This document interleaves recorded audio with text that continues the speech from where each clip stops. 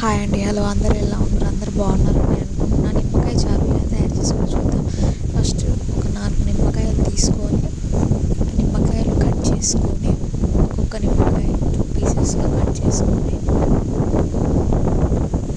పక్కన పెట్టుకోవాలి.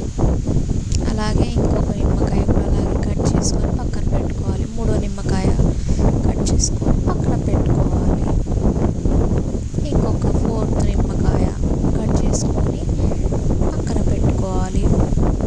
నిమ్మకాయలన్నీ కట్ చేసుకొని పక్కన పెట్టుకున్నాం కదా. ఇప్పుడు నిమ్మకాయ జ్యూస్ అది ప్రెస్ చేసుకొని జ్యూస్ అనేది పిండుకోవాలి ఒక గిన్నెలో. అలా నిమ్మకాయ వక్కలన్నీ అలా పిండేసుకొని పక్కన పెట్టుకోవాలి. నిమ్మకాయ జ్యూస్ ఇంత వచ్చింది.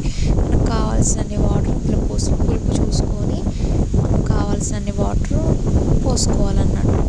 పులుపు ఎక్కువగా ఉంటే ఎక్కువ వాటర్ పోసుకోవాలి. పులుపు తక్కువగా ఉంటే కొంచెం తక్కువ చూసుకోండి. తగినంత సాల్ట్ వేసుకోవాలి. తర్వాత గరిటెతో మంచిగా కలుపుకోవాలి. తర్వాత ఒక గిన్నె పెట్టుకొని కొంచెం ఆయిల్ పోసుకోవాలి. ఆయిల్ మంచిగా హీట్ అవ్వాలి. ఆయిల్ మంచిగా హీట్ అయిన తర్వాత పచ్చిమిర్చి వేసుకోవాలి. పచ్చిమిర్చిలు వేసుకోవాలి. మీ కారంకి తగ్గట్టు పచ్చిమిర్చిలు వేసుకొని బాగా వేయించుకోవాలి. తాలింపు గింజలు వేసుకోవాలి.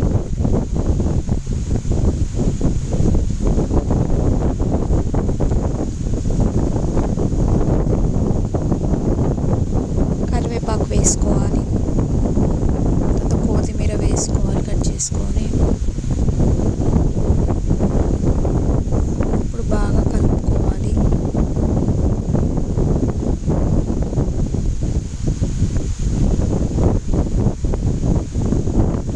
దాంట్లో కొంచెం పసుపు యాడ్ చేసుకోవాలి.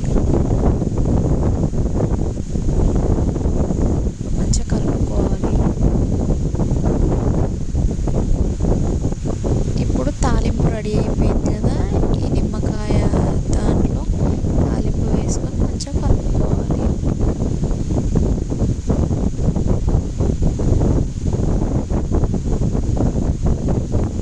మంచిగా పైకి మంచిగా కలుపుకోవాలి. ఇప్పుడు ఒక్క 5 minutes పొయ్యి మీద పెట్టుకోవాలి. అంటే ఈ పచ్చిమిర్చి అంతా మంచిగా నలుపుకోవాలి. కారం అనేది మంచిగా నిమ్మకాయ చారు దాంట్లో దిగాలన్నట్టు. ఈ కారం మంచిగా పచ్చిమిర్చి అనేది మంచిగా కలుపుకోవాలి. అంటే పిసకాలి మంచిగా. కారం అందులో దిగాలి.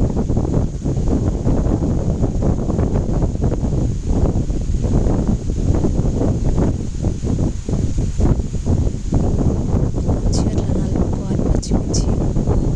ఇప్పుడు ఒక 5 minutes పొయ్యి మీద పెట్టుకొని కొంచెం హీట్ చేయనియాలి. ఉల్లిగడ్డలు అందులో వేసుకోవాలి.